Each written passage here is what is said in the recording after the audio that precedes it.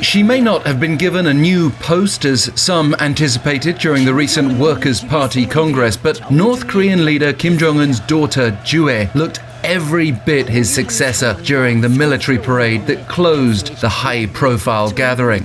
Overseeing the nighttime parade with her parents at Kim Il-sung Square in Pyongyang, Ju-ae was dressed identically to her father in a black leather coat, and we shouldn't dismiss details like this in a country where all the optics around the leader are carefully cultivated.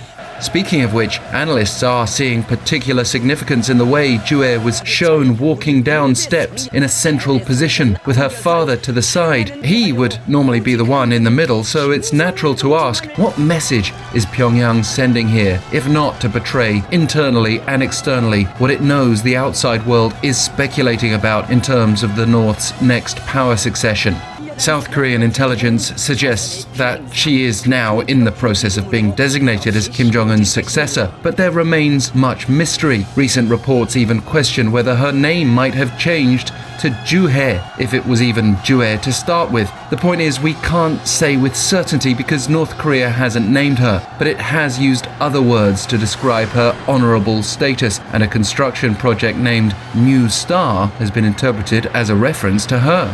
We're also left interpreting the significance of the military parade itself. State media showed aerial performances and 50 formations of marching troops, including those from overseas operations and engineering units, which have been deployed to support Russia's war against Ukraine. But there were no images released of major weapons systems like the Hwasong-20 intercontinental ballistic missile unveiled last October. Could it be that North Korea made that choice to avoid upsetting dialogue, as Kim also this week offered improved ties with the US, as long as Washington drops its hostile policy and respects the North as a nuclear weapon state?